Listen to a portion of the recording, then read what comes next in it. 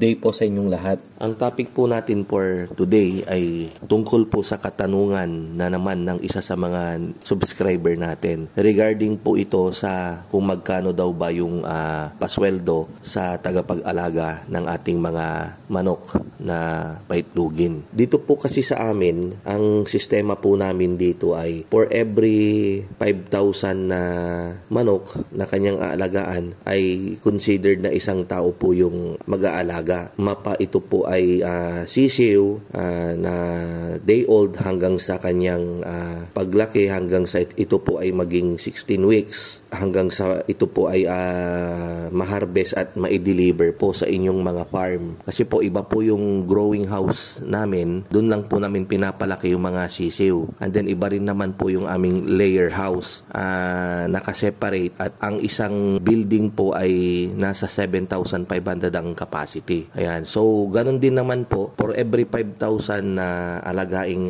paitluging manok ay isang tao rin po yung nag-aalaga niyan. And then, ang pasahod po talaga namin ay nasa 12,000 po sa isang buwan. So, libre po yung bigas, and then yung ulam ay hindi na po kasama. So, balit open po sila na kumain ng itlog, lalong-lalo na yung mga basag or yung may mga crack. Pwede silang magluto dun sa farm. May mga tauhan po kami na stay in. Doon lang po sila nakatira sa compound ng farm. Meron naman po yung stay out. Doon po sila nakatira sa malapit-lapit din po doon sa aming farm. Yan po yung sa aming layer house. So balit yung doon sa growing house ay puro stay in po sila. Andun po sila na steady hanggang hindi pa tapos yung aming grow. Andun lang po sila, hindi po sila pwedeng umuwi. Pwede siguro sasaglit lang, makikisakay kapag may mga delivery, ganyan. Pero babalik rin naman sila kaagad. So, ang pasahod din po namin doon ay 12,000 po ang buwanan. Libre din po yung bigas, and then yung itlog, and then kapag namamasyal ako doon, nagdadala ako ng mauulam, mamimerienda. So, ganyan po. Kaya lang yung sa inyo, yung itinatanong nung ating subscriber, paano daw kapag yung halimbawa 500 heads lang yung kanyang ipapaalaga. Actually po, kapag ganyang 500 heads, 1,000 heads, 192 o lalong-lalo na yung 96 heads, very manageable lang po kasi yan eh. Hanggat maaari, mas maganda kung tayo na yung kayang-kaya nating pakainin yan, painumin, alagaan, di ba? Kasi nga, kukunti lang po yan. Magkano lang naman po yung maglalagay ka ng pagkain nila sa umaga, maglilinis ka nung kanilang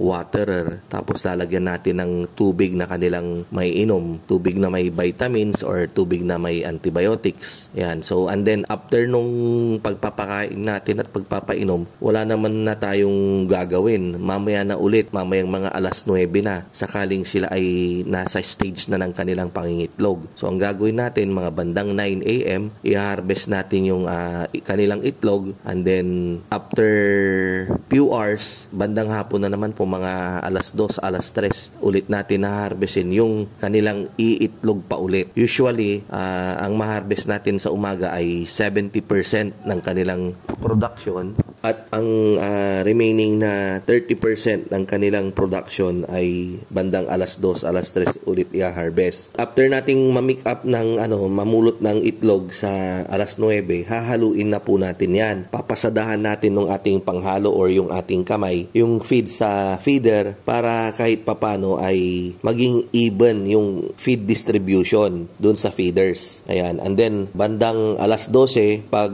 paubos na yung kanilang feeds, ay maglalagay na naman po tayo. Unang pakain kasi natin ay sa alas 6 ng umaga, and then 70% po ng kanilang feed allocation. Yung remaining na 30% ay sa alas 12 po ulit natin yan ipapakain. Actually, kayang-kaya nating gawin yan kahit na 1,000 heads, 2,000 heads, mas lalong-lalo na yung below 1,000 heads like 504, 96 heads, ganyan, 192. Kaya lang kung magpapasahod tayo tao, mukhang sa part natin, tansyahan na lang siguro. Tignan natin kung may makuha pa tayong trabahador na papatol sa ganun kababang sweldo. Kasi hindi naman na po logical yung ibibigay nating pasahod ay halimbawa 6,000 tapos ang alaga lang niya 504. So parang dun po natin i-base na for every 5,000, ibig sabihin 12,000. Kapag 1,000, parang 1/5 lang nung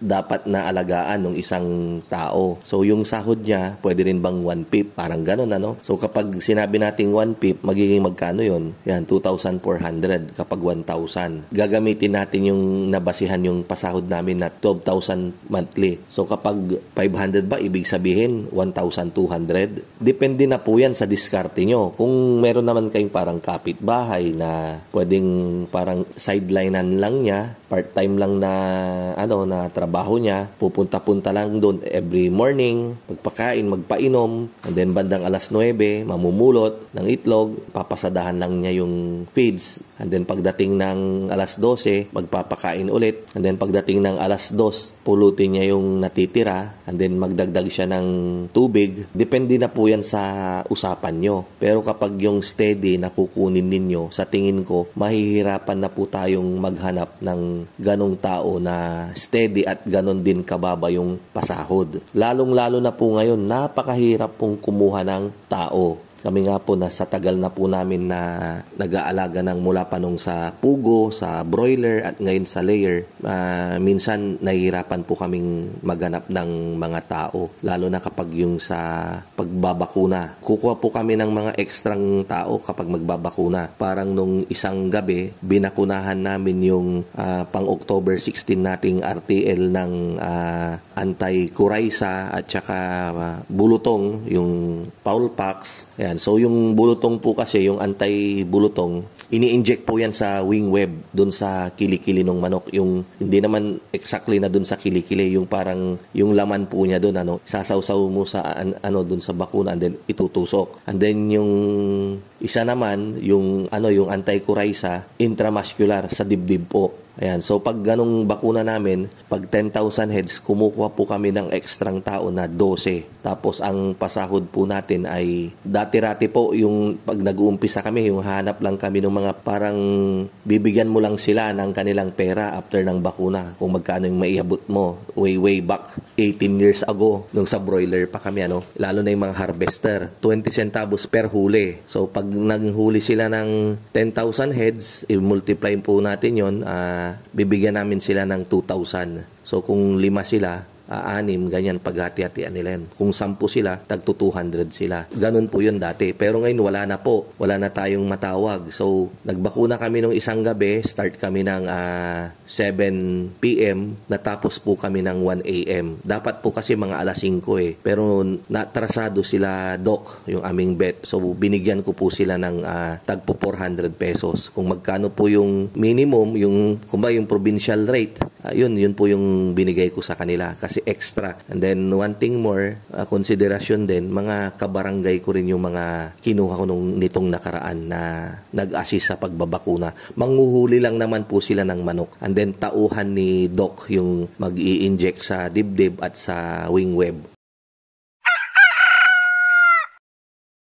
Ganun lang po yan. Pakiramdaman ninyo kung alukin ninyo, kung magkano yung kaya nyong i-offer. Tapos syempre mag-compute rin po kayo. Pero para sa akin, kapag 96 heads lang, 192, kayo na po yung mag-alaga. Kasi nga po, di ba, kaya po natin ipuput up yung ganitong klase ng negosyo ay para meron tayong pagkakitaan. Tayo mismo. Lalo na kapag si bibili, yung magpapaitlog ay walang hanap buhay, wala namang pinagkakabalahan. So, mas maganda kung tayo na yung mag-aalaga. Isa pang advantage na makukuha natin dyan ay magiging bihasa tayo sa pag-aalaga ng paitloging manok dahil along the way, makikita natin yung mga problema, yung mga dapat gawin. Ganito pala to. Ganito pala yun. Kaya pala, ganun. And then, pag parami na yung alaga ninyo, pag hindi nyo na kaya, dahil bigla ang meron kayong iba nang gagawin, pagkakaabalahan, yan. So, siguro yun yung time na pwede na tayong mag-hire ng